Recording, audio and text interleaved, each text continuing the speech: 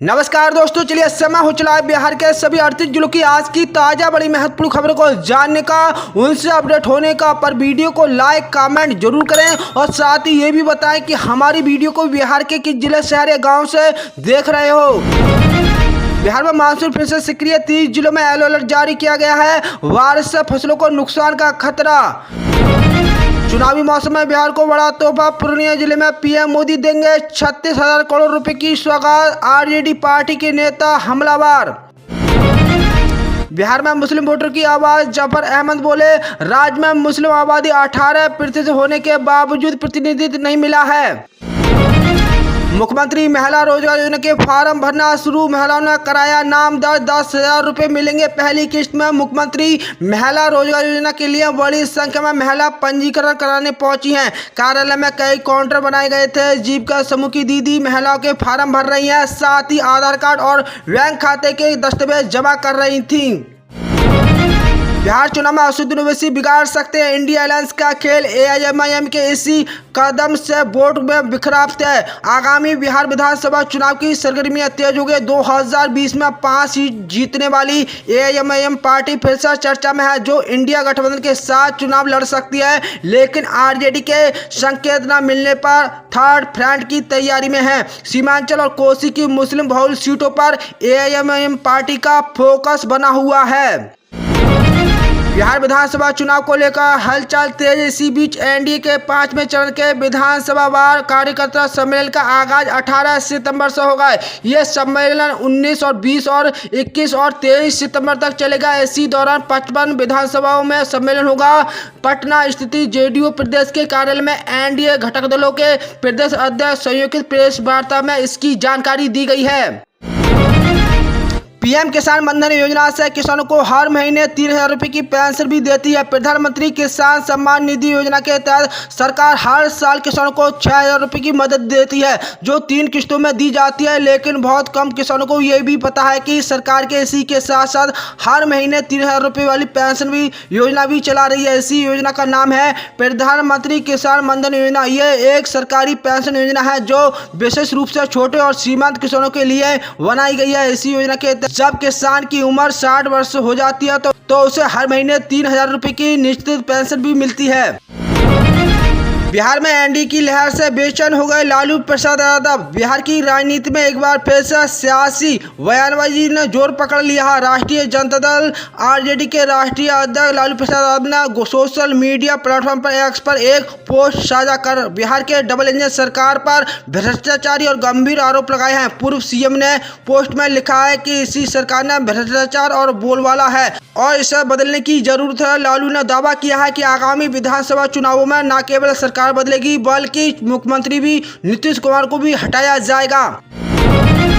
बिहार के बाद देश भर में एसआईआर की तैयारी में जुटा चुनाव आयोग। राज्य को 30 सितंबर तक तैयारी के निर्देश। मतदाता सूची गड़बड़ी के लग रहे आरोप के बाद चुनाव आयोग ने बिहार के बाद अब देश भर में एक साथ मतदाता सूची विशेष गहन पुनरीक्षण एसआईआर की योजना बनाई है। इसी कड़ी में आयोग ने बिहार को छोड़कर बाकी सभी राज्यों को केंद्र शासित प्रदेश को 30 सितंबर से पहले एसआईआर से जुड़ी सभी तैयारी को पूरी करने के निर्देश दिए गए हैं, जिसमें बूथ लेवल ऑफिस बीएलओ के परीक्षण व राजनीतिक दलों से जुड़े बूथ लेवल एजेंट बीएलओ की नियुक्ति के आदि के काम पूरा किया जाना है।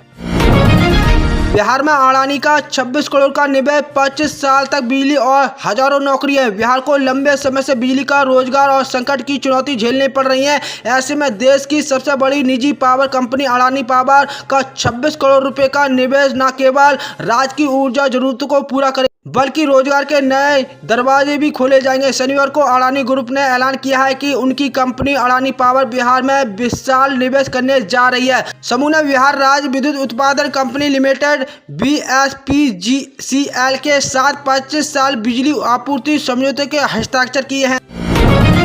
पुरानी पेंशन योजना के लिए विधानसभा का घेराव, कर्मचारी और पेंशन भोगियों को प्रदर्शन। पुरानी पेंशन बहाली करने की मांग। रोहतास जिले के नोखा में पुरानी पेंशन व्यवस्था को लेकर विधानसभा घेराव कार्यक्रम का आयोजन किया गया है। कार्यक्रम में सरकारी कर्मचारी, पेंशन भोगियों को आम नागरिकों ने बड़ी संख्या में भाग लिया है। गिरिराज सिंह बोले, मस्जिदों से फतवा आया तो मंदिरों में घंटी बजेंगी। बेगूसराय में सभा को संबोधित करते हुए केंद्रीय मंत्री गिरिराज सिंह ने कहा कि मैंने पूछा कि नरेंद्र मोदी को वोट दिया तो उन्होंने कहा कि नहीं दिया। हमने पूछा कि मोदी को गाली दी तो उन्होंने कहा कि नहीं दी। बाद में एक गरीब मुस्लिम ने कहा कि हम मौलवी के फतवे को ही मानते हैं। मैं डंके की चोट पर कहता हूं कि काम बंद कर दो। अगर मस्जिद में राजनीति फतवा जारी होगा तो मंदिरों में भी घंटी की आवाज आएगी। बिहार में चुनावी बिगुल से पहले पीएम नरेंद्र मोदी सोमवार को पूर्णिया से बड़ी सौगात देने जा रहे हैं। वे 36,000 करोड़ रुपए की विकास योजना का उद्घाटन और शिलान्यास करेंगे। इसी के साथ ही मखाना बोर्ड और नए एयरपोर्ट का टर्मिनल की शुरुआत कर सकते हैं। राज्य की राजनीति और विकास दोनों को नई उड़ान देंगे। वहीं पीएम मोदी की दौड़ को लेकर आरजेडी हमलावर तेजस्वी यादव ने निशाना साधा है। बिहार के सीबीएसई बोर्ड ने बिना नोटिस एडमिशन का सब्जेक्ट का ऑप्शन हटा दिया। 2026 में सीबीएसई बोर्ड से 12वीं के एग्जाम देने वाले प्राइवेट कैंडिडेट के पास अब एडमिशन सब्जेक्ट का ऑप्शन नहीं रहेगा। सीबीएसई का यह फैसला बिना किसी पूर्व नोटिस के आया है। इसी का मकसद है 1.5 लाख प्राइवेट कैंडिडेट का अब मल्टी कैरियर ऑप्शन नहीं चुन पाएंगे।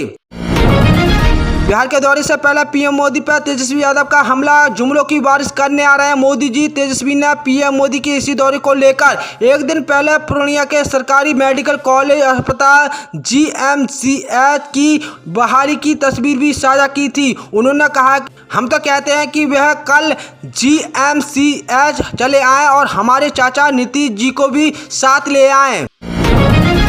वित्त मंत्री निर्मला सीतारमण ने जीएसटी रेट लिस्ट की जारी। क्या क्या होगा महंगा, क्या क्या होगा सस्ता। टीवी, मोबाइल से एसी, फ्रिज और वॉशिंग मशीन और 5, 10, 20 रुपए वाले बिस्कुट चिप्स पैक के दाम भी घटेंगे। 22 सितंबर से नई जीएसटी दर लागू हो जाएगी। ऐसे में आगामी नवरात्रि, दशहरा और दिवाली में लोगों को शॉपिंग करने में कम पैसा खर्च करना होगा। त्योहारों पर लोगों को नई चीजों की खरीदारी करते हैं। ऐसे में इन्हीं सामानों को इलेक्ट्रॉनिक प्रोडक्ट की खूब बिक्री होती है। दुकानदारों का कहना है कि टैक्स कम होने पर ग्राहकों को अब 500 रुपये से लेकर 2,000 रुपये तक की बचत हो सकती है।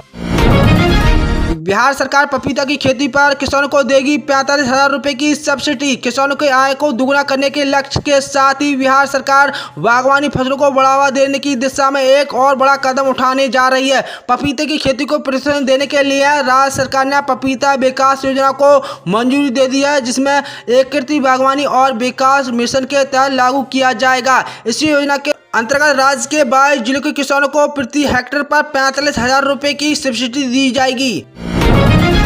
बिहार में 125 यूनिट फ्री बिजली के बाद भी देने पड़ रहे हैं पैसे। घरेलू उपभोक्ताओं को 125 यूनिट से अधिक बिजली खपत करने पर हर घर मुफ्त सोलर पैनल योजना के तहत सोलर पैनल लगवाकर बिजली का बिल शून्य कर सकते हैं। मुख्यमंत्री के आदेश के बाद ऊर्जा विभाग ने कन्वेंस शुरू कर दिया है। मुजफ्फरपुर में कन्वेंस अभियंता सर्वे कर लोगों को सौर ऊर्जा के लिए प्रेरित करेंगे और आवेदन में मदद करेंगे। बिहार की सभी 243 सीटों पर लड़ेगी तेजस्वी यादव की पार्टी। मुजफ्फरपुर से आरजेडी नेता का बड़ा ऐलान। बिहार विधानसभा चुनाव को लेकर अभी राजनीतिक संगठनों में शामिल होने दलों के बीच सीट बंटवारे का नहीं हुआ है। एनडीए और विपक्ष इंडिया ब्लॉक के नेता सीट शेयरिंग के मुद्दे पर मंथन कर रहे हैं। इसी बीच शनिवार को मुजफ्फरपुर में आयोजित एक जनसभा में आरजेडी नेता तेजस्वी यादव ने एक बड़ा ऐलान करते हुए सियासी सरगर्मियां बढ़ा दी हैं। बिहार को पीएम मोदी आज क्या सौगात देंगे। अमृत भारत नहीं बल्कि पूर्णिया जिलों को भी एयरपोर्ट की सौगात देंगे। प्रधानमंत्री नरेंद्र मोदी सीमांचल को मजबूती कनेक्टिविटी की सौगात देंगे। प्रधानमंत्री 15 सितंबर को प्रस्तावित आगामी के दौरान पूर्णिया हवाई अड्डे के नए सिविल कनेक्टिविटी में अंतरिम टर्मिनल भवन का उद्घाटन करेंगे। साथ ही रेल संपर्क में सुधार के लिए परियोजनाओं का उद्घाटन और शिलान्यास करेंगे और कई ट्रेनों का हरी झंडी दिखाकर पूर्णिया एयरपोर्ट का उद्घाटन के बाद प्रधानमंत्री नरेंद्र मोदी हेलीकॉप्टर से सीसावाड़ी सभा का स्थान पहुंचेंगे। पप्पू यादव ने कहा कि पीएम की सभा के लिए शिक्षक को कंडक्टर बनना गलत। पूर्णिया में पीएम नरेंद्र मोदी की 15 सितंबर की रैली को लेकर विवाद खड़ा हो गया। यहां से निर्दलीय सांसद पप्पू यादव ने सोशल मीडिया प्लेटफॉर्म पर एक्स पर पोस्ट किया है, जिसमें उन्होंने लिखा है कि पीएम की सभा को भीड़ जुटाने के लिए शिक्षक को बस कंडक्टर बनना गलत है।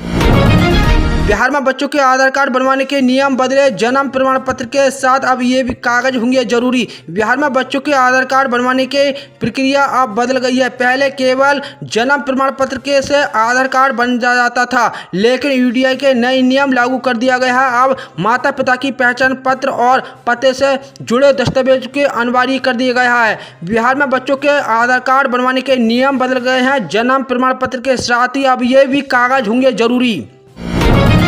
बिहार चुनाव की तारीखों की घोषणा जल्दी होने वाली है और इससे पहले प्रदेश में चुनावी माहौल बन गया है। वहीं विभिन्न सर्वे एजेंसी अपने आंकड़े जुटाने में लगी हुई हैं। इसी कड़ी में बोर्ड के बिहार चुनाव को लेकर एक सर्वे किया गया है, जिसमें कई चौंकाने वाले आंकड़े सामने आए हैं। जानकारी के अनुसार यह सर्वे 3 सितंबर से लेकर 10 सितंबर के बीच किया गया है और कुल 56 से 35 सैंपल कलेक्ट किए गए हैं। बता दें कि यह सर्वे और इसके आंकड़े इसलिए महत्वपूर्ण हो जाते हैं।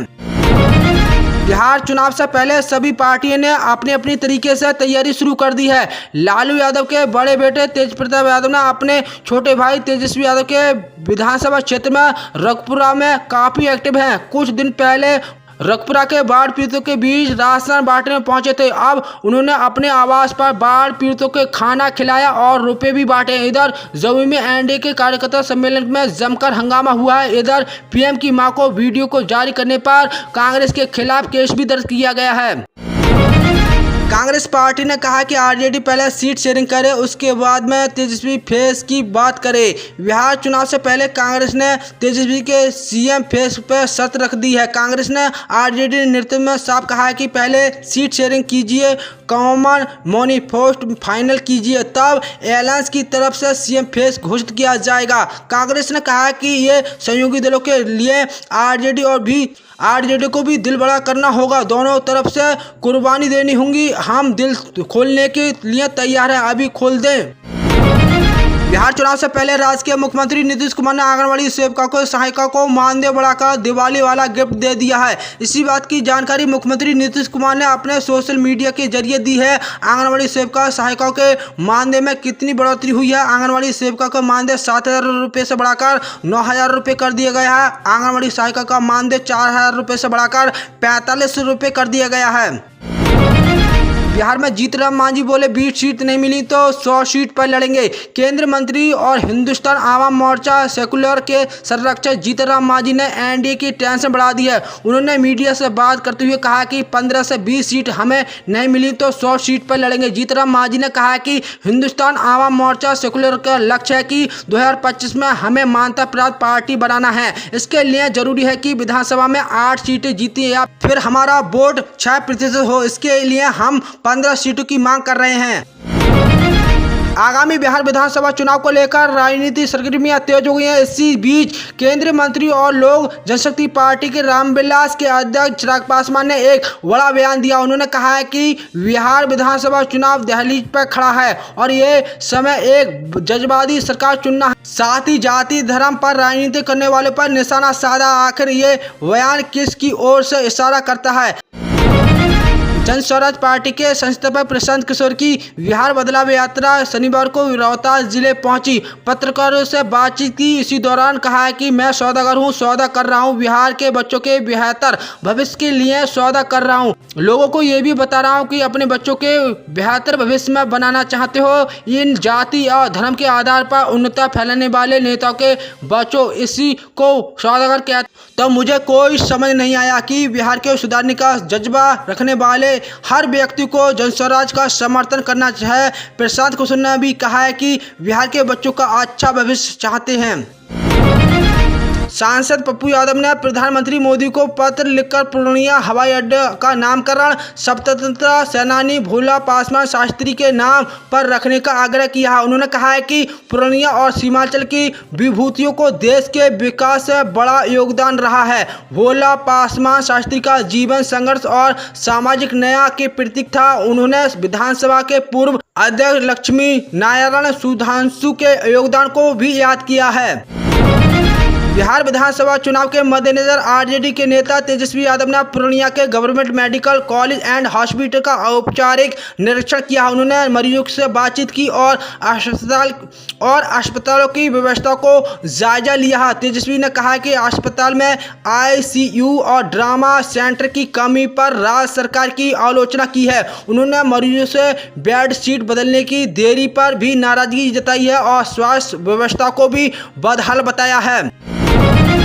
केंद्रीय मंत्री साहब मुंगेर सांसद ललन सिंह और बिहार के डिप्टी सीएम सम्राट चौधरी ने सहित अन्य विधायक मुंगेर पहुंचे हैं, जहां बैरियापुर प्रखंड में सामुदायिक स्वास्थ्य केंद्र सहित जिले के 327 योजना का उद्घाटन किया और शिलान्यास किया गया है। इसी दौरान लोगों से उत्साह का माहौल देखने को मिला है। बिहार में जैसे जैसे विधानसभा चुनाव नजदीक आ रहा है, सरकारी योजना की सौगात लगातार जनता को दे रही है।